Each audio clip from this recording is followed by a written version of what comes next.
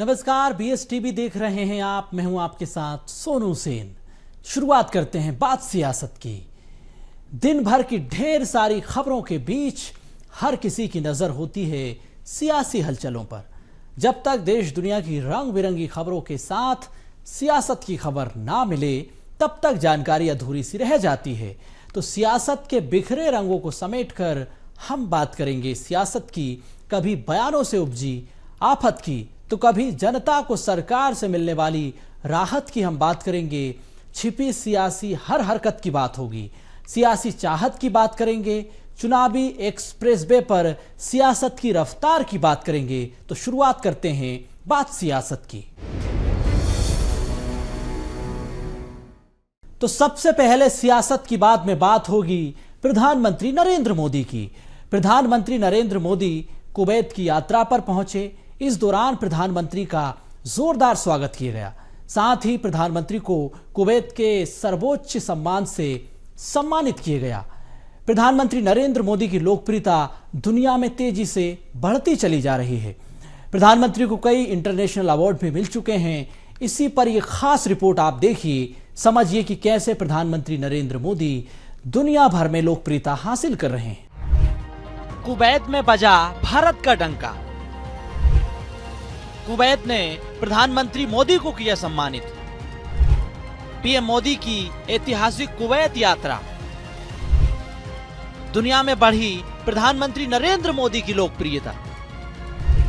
PM Modi को मिल चुके हैं कई इंटरनेशनल अवार्ड। कुवैत में भारत का डंका बजा है। प्रधानमंत्री नरेंद्र मोदी को कुवैत ने अपना सर्वोच्च सम्मान द ऑर्डर ऑफ मुबारक अल कबीर से सम्मानित किया। ध्यान दीजिए तो बायन पैलेस कुवैत में सत्ता का प्रतीक है। कई सारे देशों के दूतावास भी यहाँ पर हैं। सबसे बड़ी बात यह कि किसी देश की ओर से प्रधानमंत्री नरेंद्र मोदी को दिया गया 20वां अंतर्राष्ट्रीय सम्मान है। यह ऑर्डर मित्रता के प्रतीक के रूप में राष्ट्राध्यक्षों, विदेशी संप्रभुओं और विदेशी शाही परिवारों के सदस्यों को प्रदान किया जाता है। इससे पहले बिल क्लिंटन, प्रिंस चार्ल्स और जॉर्ज ब्रुश जैसे विदेशी नेताओं को प्रदान किया जा चुका है। भारत सरकार खाड़ी देशों के साथ रिश्तों को मजबूत करने की दिशा में लगातार काम कर रही है। पीएम मोदी ने कुवैत के अमीर शेख मेशाल अल अहमद के साथ बातचीत भी की, जिसमें विशेष रूप से व्यापार, निवेश और ऊर्जा के क्षेत्रों में भारत कुवैत संबंधों को नई गति प्रदान करने पर ध्यान केंद्रित किया गया। नए साल का पहला महीना 2025 का जनवरी इस बार अनेक राष्ट्रीय उत्सवों का महीना होने वाला है।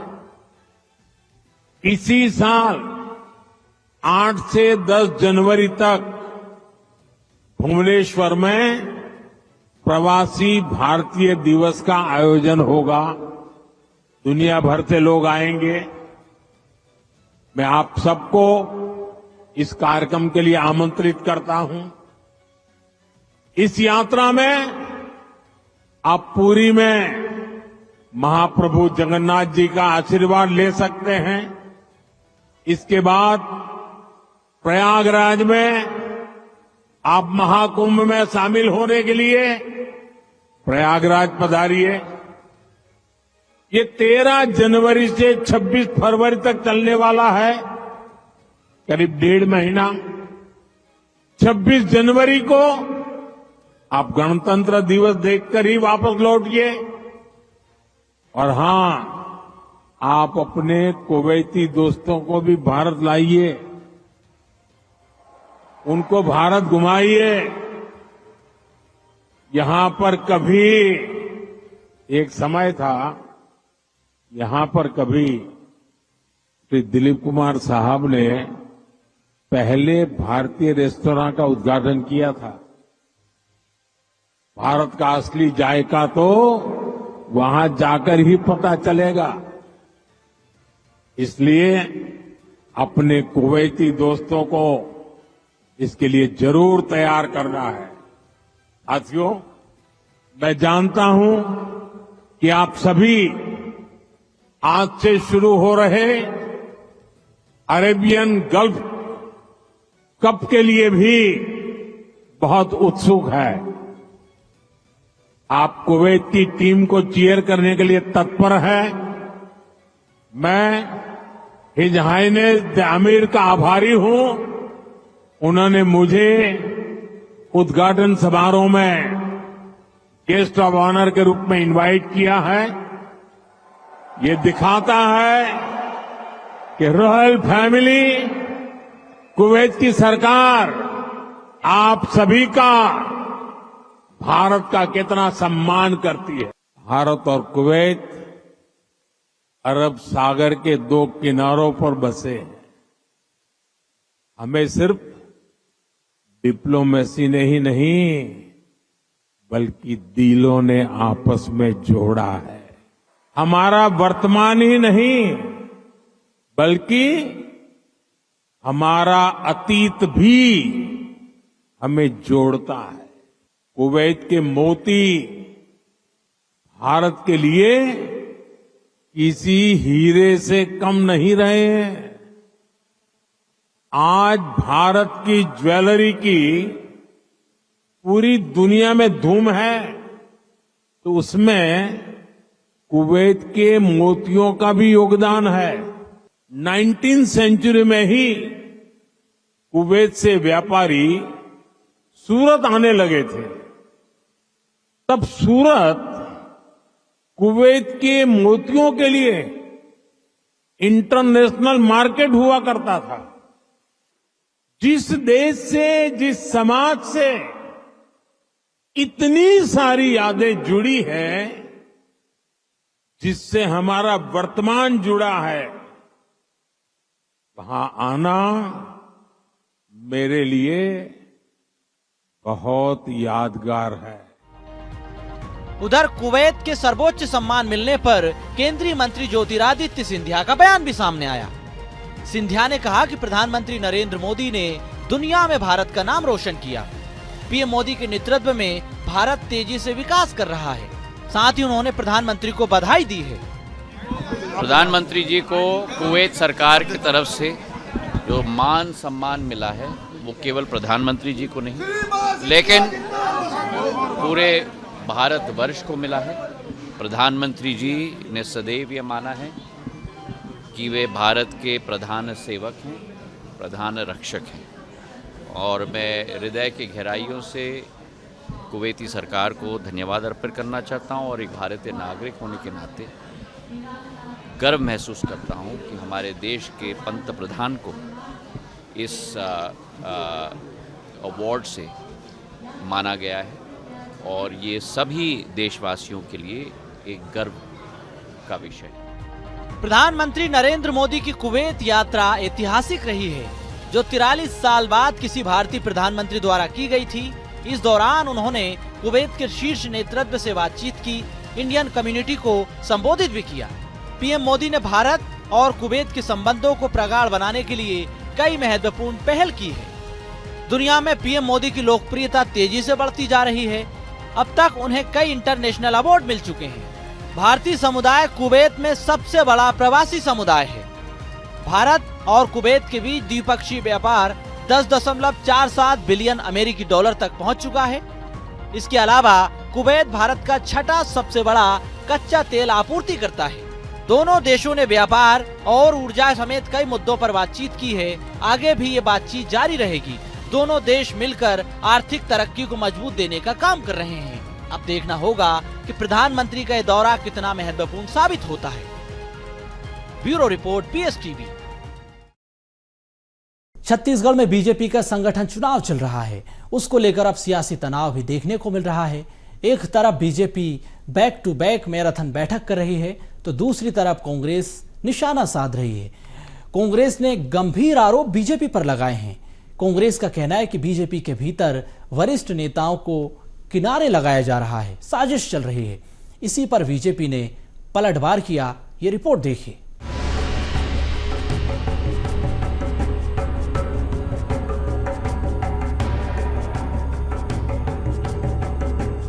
बीजेपी का संगठन चुनाव, सियासी तनाव।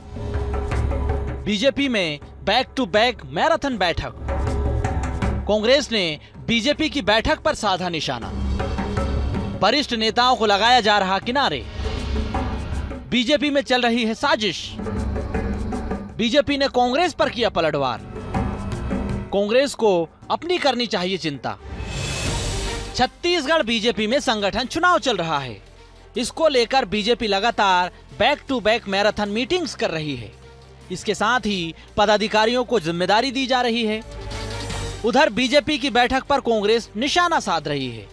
कांग्रेस का कहना है कि भाजपा में वरिष्ठ नेताओं को किनारे कर दिया गया है। बीजेपी में नेताओं को किनारे लगाने की साजिश हो रही है। भाजपा में अलग अलग गुट चल रहे हैं। भाजपा में गुटबाजी चरम पर है। देखिए, भारतीय जनता पार्टी में गुटबाजी बढ़ी हुई है। जो स्थापित नेता थे उनको ऊपर में किनारे कर दिया गया, नीचे में भी किनारे करने की साजिश रची जा रही है। भारतीय जनता पार्टी में जिन लोगों ने भारतीय जनता पार्टी को अपने खून पसीने से सींचा था, उनको सत्ता से बाहर कर दिया गया है। संगठन में भी बाहर करने की साजिश रची जा रही है। लगभग भारतीय जनता पार्टी में पंचदेवों के अलग अलग गुट चल रहे हैं। स्थिति इतनी ज़्यादा गंभीर हो चुकी है कि इनके प्रभारी अब संगठन चुनाव के लिए, संगठन की बैठक के लिए राजधानी आने की बजाय दिल्ली में बैठक कर रहे हैं। उधर कांग्रेस के आरोपों पर बीजेपी ने पलटवार किया। डिप्टी सीएम अरुण साव ने कहा कि कांग्रेस के लोग खाली हो गए हैं, उनके पास कोई काम नहीं बचा है। भाजपा क्या कर रही है, कैसे कर रही है, कहां पर बैठक हो रही है, इसकी चिंता है, लेकिन कांग्रेस को अपनी चिंता करनी चाहिए। कांग्रेस पार्टी मुद्दा विहीन हो गई है। पिछले 1 सालों में सरकार ने जो काम किए हैं, उस काम के कारण जनता में काफी खुशी है, लेकिन कांग्रेस इस खुशी को पचा नहीं पा रही है। उन्होंने कहा कि जनहित के काम अगर होते हैं तो कांग्रेस के पेट में दर्द होता है। कांग्रेस के लोग आजकल इतने खाली हो गए हैं, उनके पास कोई काम नहीं है। भारतीय जनता पार्टी क्या कर रही है, कहां बैठक हो रही है, इन सब की चिंता आजकल कांग्रेस के नेताओं को ज्यादा होने लगी है। कांग्रेस पार्टी के नेता अपने पार्टी की चिंता करें कि क्या दुर्दशा उनके पार्टी की हो गई है, किस तरह से कांग्रेस के लोग आपस में लड़ रहे हैं, कांग्रेस किस तरह से रसातल पे जा रही है, इसकी चिंता करेंगे तो उनको लाभ होगा। फिलहाल भाजपा के संगठन चुनाव पर सियासी तनाव दिखाई दे रहा है। बीजेपी संगठन चुनाव के जरिए पदाधिकारियों को जिम्मेदारी सौंप रही है, वहीं कांग्रेस बीजेपी के संगठन पर निशाना साध रही है। लेकिन भाजपा और कांग्रेस दोनों ही दलों में खींचतान की खबरें आम बात हो गई है। बीते दिनों ही कांग्रेस में गुटबाजी की खबरें खुलकर सामने आई। इससे पहले भी दीपक बैच के कार्यक्रम में गुटबाजी की खबरें सामने आई।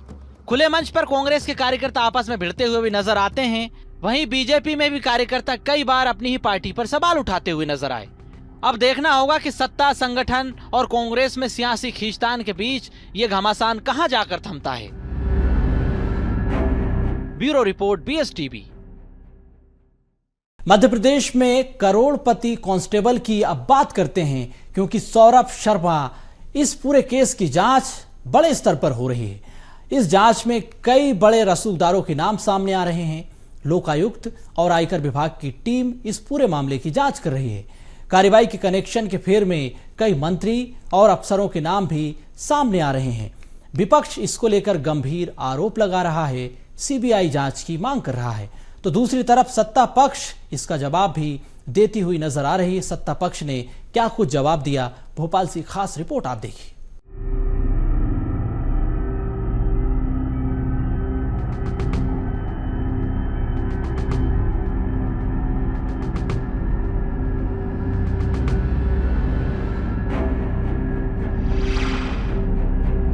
राजधानी भोपाल में लोकायुक्त और IT की कार्यवाही से प्रदेश की राजनीति में सियासी भूचाल आ गया है।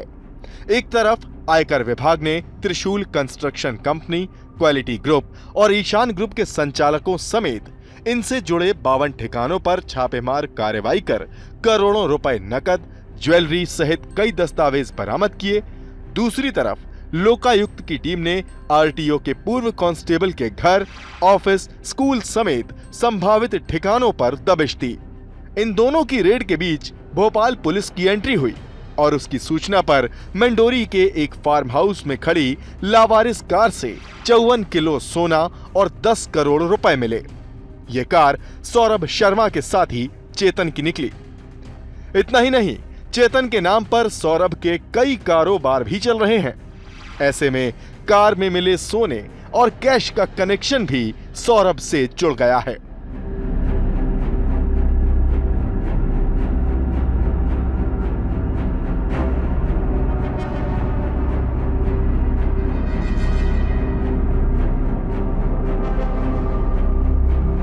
लोकायुक्त आईटी जांच का कनेक्शन,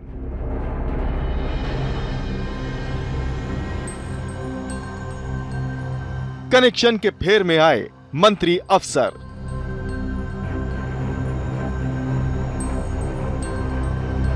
निशाने पर आईएएस अफसर से लेकर मंत्री,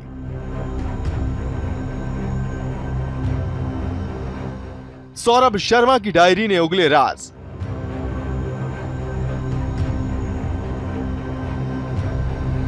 डायरी में कई रसूखदारों का हिसाब किताब। पहले सौरभ शर्मा की उन डायरियों की बात कर लेते हैं जिन्हें लोकायुक्त ने रेड के दौरान बरामद किया। डायरियों में दर्ज नामों के आगे काली कमाई का लेखा जोखा है। इसमें परिवहन नाकों से जुड़ा हिसाब किताब भी मिला। यही वजह है कि अब लोकायुक्त की रडार पर कई रसूखदार आ गए हैं।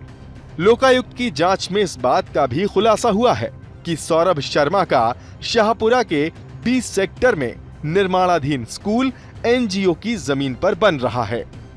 जयपुरिया स्कूल की फ्रेंचाइजी लेकर संचालित किए जाने वाले इस स्कूल की चेयरपर्सन उसकी मां और डायरेक्टर पत्नी है। 2004 में बीडीए ने इस जमीन को एक एनजीओ को आवंटित किया था। अपने रसूख के दम पर उसने अफसरों की मिलीभगत से इस जमीन को खरीद लिया। लोकायुक्त और आईटी की कार्रवाई के कनेक्शन की पड़ताल चल रही है। जिन बिल्डर्स के ठिकानों पर रेड की गई उनके कनेक्शन को भी खंगाला जा रहा है। जांच एजेंसियों की इस कार्रवाई के बीच अब सियासी घमासान भी तेज हो गया है। विपक्ष ने कई नेताओं और अफसरों को लेकर गंभीर आरोप लगाए हैं। उपनेता प्रतिपक्ष हेमंत कटारे ने आरोप लगाते हुए कहा कि छोटी मछलियों के बजाय बड़े मगरमच्छों पर कार्रवाई होनी चाहिए। ये 20,000 करोड़ से ज्यादा का घोटाला है। उन्होंने कहा कि पूर्व मुख्य सचिव इकबाल सिंह बैस, पूर्व परिवहन मंत्री गोविंद सिंह राजपूत, परिवहन मंत्री उदय प्रताप सिंह समेत परिवहन विभाग के अफसरों की इसमें मिलीभगत है। विपक्ष इस मामले की सीबीआई जांच की मांग कर रहा है।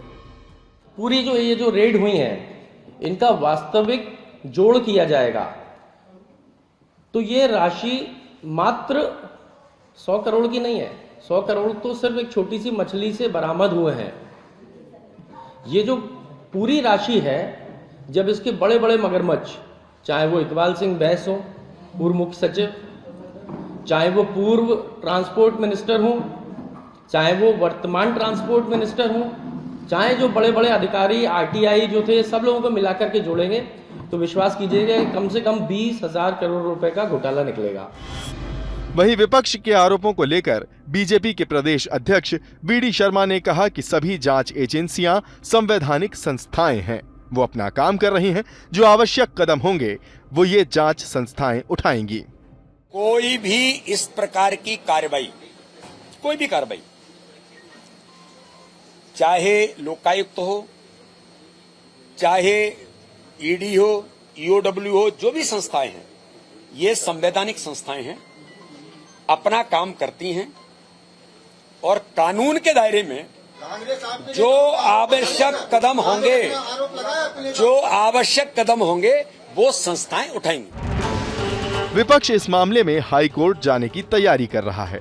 उसका आरोप है कि जांच एजेंसियां छोटी मछलियों पर कार्रवाई कर रही है, बड़े रसूखदार लोगों की जांच नहीं की जा रही है। सत्ता पक्ष भी विपक्ष को जवाब दे रहा है। इस सियासी घमासान के बीच लोकायुक्त हो या फिर आयकर विभाग, दोनों ही अपनी रफ्तार से इस मामले की जांच कर रहे हैं। ये जांच जारी है और आने वाले समय में कई बड़े खुलासे होने की भी संभावना है। बीएसटीवी के लिए भोपाल से मनोज राठौर की रिपोर्ट। चलिए अब बात करते हैं छत्तीसगढ़ सरकार की महत्वाकांक्षी योजना महतारी वंदन योजना की।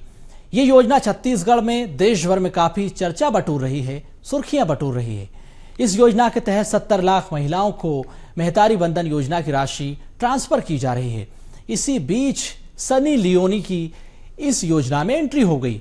दरअसल सनी लियोनी के नाम से एक खाता बनाया गया उस खाते में महतारी वंदन योजना की राशि ट्रांसफर की गई। इसी को लेकर अब प्रदेश में सियासत हो रही है, योजना पर सवाल उठाए जा रहे हैं। क्या है आखिर ये पूरा मामला, इस रिपोर्ट को देख लीजिए। महतारी वंदन का लाभ ले रही हैं सनी लियोनी। जी हां, सही सुना, बॉलीवुड वाली सनी लियोनी। सनी लियोनी का नाम महतारी वंदन के हितग्राहियों में है दर्ज। अधिकारियों की लापरवाही या किसी हितग्राही का है नाम। पति के नाम में दर्ज है जॉनी सिंस का नाम। ये तो भ्रष्टाचार की हद ही हो गई। साई सरकार में सनी लियोनी को साई साई जा रहा है पैसा। गरीबों के पैसों की न अधिकारियों को चिंता है न नेताओं को। आखिर कौन है इस भ्रष्टाचार का जनक? पीसीसी चीफ दीपक बैज ने तो करीना कपूर का खाते होने का दावा ठोक दिया। भ्रष्टाचार की कहानियां तो आपने सुनी ही होंगी। आपके आसपास भ्रष्टाचार हुआ भी होगा, जो आपने देखा भी होगा। ग्रामीण इलाकों में पुलियों, नालियों और भवनों का निर्माण कागजों पर हो जाता है, ये कोई नई बात नहीं है। ऐसा चलता रहता है। और वो क्यों चल जाता है? क्योंकि हमारे देश के महान अधिकारी और नेता चंद पैसों में बिक जाते हैं। छोटे इलाकों में हजारों का घोटाला होता है और बड़े इलाकों में हजारों करोड़ों का घोटाला हो जाता है। फिर जांच बैठती है, इंक्वायरी होती है और फिर क्या होता है ये तो सभी जानते ही होंगे। आज हम आपको एक ऐसे घोटाले के बारे में बताने जा रहे हैं जो रिकॉर्ड में है। दरअसल छत्तीसगढ़ में महतारी वंदन योजना चलती है, जिसमें महिलाओं को 1000 रुपए दिए जाते हैं। इसी में एक भ्रष्टाचार सामने आया है और वो ये है कि बॉलीवुड की मशहूर अभिनेत्री सनी लियोनी के नाम का खाता खुला हुआ है, जिसमें हर महीने 1000 रुपए भी डाले जा रहे हैं। जी हाँ, सही सुना आपने, मैं मजाक नहीं कर रहा हूँ, ये सच है। सनी लियोनी के नाम से खाता खुला हुआ है और इसी का खुलासा होने से प्रदेश का सियासी पारा हाई हो गया।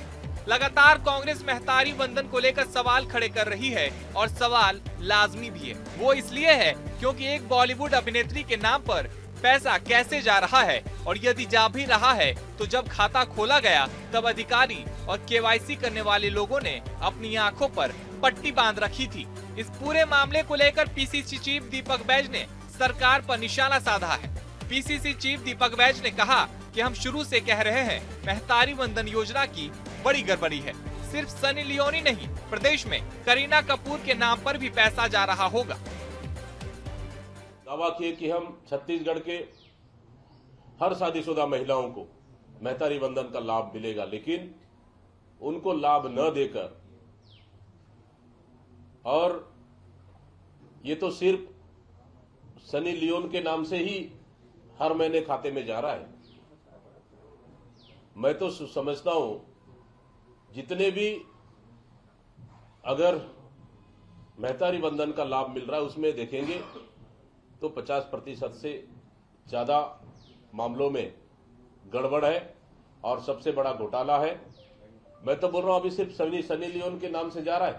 पूरे प्रदेश में अगर परीक्षण करेंगे, मुझे लगता है कि करीना कपूर के नाम से भी जा रहा होगा। वहीं दूसरी ओर बीजेपी का भी बयान सामने आया है। बीजेपी प्रवक्ता केदार गुप्ता ने कहा कि जो भी पात्र होगा उसे महतारी वंदन का लाभ मिलेगा। अब चाहे वो हेमा मालिनी हो या अमिताभ बच्चन, प्रदेश की माताओं को इसका लाभ मिल रहा है और यदि कांग्रेस ने कोई चाल चली है तो अभी भी समय है, नाम वापस ले ले। देखिए, कांग्रेस पार्टी बड़ी भयभीत है और पता नहीं इनके पेट में क्यों दर्द हो रहा है। जब से महतारी वंदन योजना छत्तीसगढ़ में शुरू हुई है, कांग्रेस भयाक्रांत है कि माताओं बहनों का पूरा रुझान भाजपा की ओर है। अरे भाई, किसी ने नाम सनी लियोन रख लिया, खाता खोल लिया तो उसको भी जाएगा। धर्मेंद्र आ जाए, अमिताभ बच्चन आ जाए, उनकी पत्नी आ जाए, रेखा आ जाए, हेमा मालिनी आ जाए, कोई भी हो छत्तीसगढ़ वासी हो और उसकी पात्रता रखता हो, उनको मिलेगा। परंतु कोई गड़बड़ी हो रही है तो सलाखों के पीछे जाएगा। अब विधायक भी नहीं बचते हैं, उनके ऊपर भी कार्रवाई हो रही है। अपराधी और षड्यंत्रकर्ताओं को छोड़ा नहीं जाएगा। परंतु महतारी वंदन योजना से किसी के नाम कुछ और है इसलिए उसको वंचित किया जाए, ये छत्तीसगढ़ में नहीं होगा। बीजेपी के प्रवक्ता साहब से हमारा भी सवाल है कि क्या वाकई में सनी लियोनी पात्र है? क्या जिन हेमा मालिनी की बात कर रहे हैं वो पात्र हैं? क्या आपके राज्य में जनता का पैसा किसी को भी दिया जा रहा है? ये सवाल हमारे तो है ही, लेकिन उस जनता के भी हैं जिनका पैसा इस तरह से भ्रष्टाचार की बलि चढ़ रहा है। इन सवालों के भले ही जवाब ना हो, लेकिन बार बार सवाल तो यही रहेंगे, क्योंकि ये आम भ्रष्टाचार नहीं है, ये अधिकारियों के नाक के नीचे से किया गया भ्रष्टाचार है। अब इस पूरे मामले में नया खुलासा हुआ है। मीडिया रिपोर्ट्स के मुताबिक शख्स की पहचान वीरेंद्र जोशी के तौर पर हुई है। उसने ही सनी लियोनी के नाम पर अकाउंट खोला और चलाया भी। उसके खिलाफ मामला दर्ज किया जा रहा है और उन अधिकारियों की भी जांच की जा रही है जो लाभार्थियों के सत्यापन के प्रभारी थे। वहीं जिला कलेक्टर ने मामले की जांच करने के बाद बैंक अकाउंट फ्रीज करने के लिए कहा है ताकि पैसे रिकवर किए जा सके। Bureau report, BSTV। सियासत की बात में इतना ही। मुझे दीजिए इजाजत। आप देखते रहिए BSTV। नमस्कार।